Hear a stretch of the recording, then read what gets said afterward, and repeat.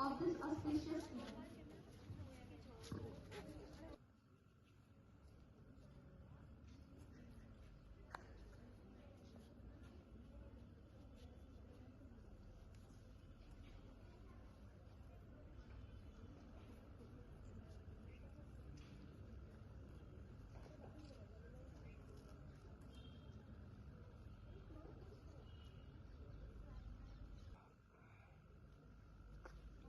প্রধান ডক্টর শ্রী প্রবীর কুমার চৌধুরী মহাশয়কে এই সম্পর্কে কিছু বলার জন্য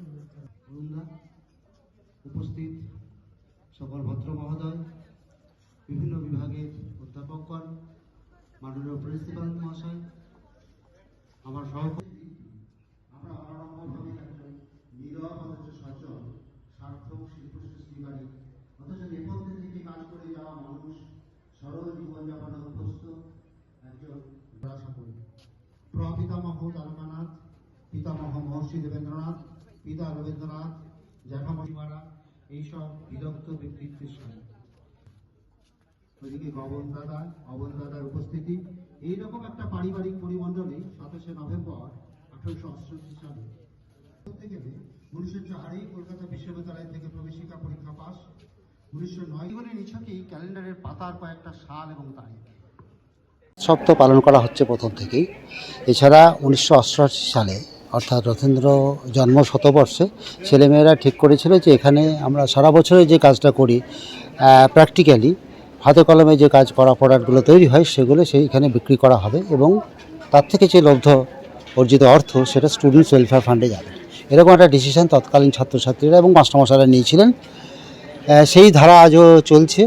এটুকু প্রথম দিকে এটা ছিল একদিনের বা এক বেলার রাদার, দুপুরবেলায় হতো, সন্ধ্যের মধ্যে শেষ হয়ে যেত, কিন্তু এখন এটা ব্যাপ্তি একটু বেড়েছে, প্রোডাক্টও বেড়েছে, যার জন্য আমরা এটা দুদিনে করছি।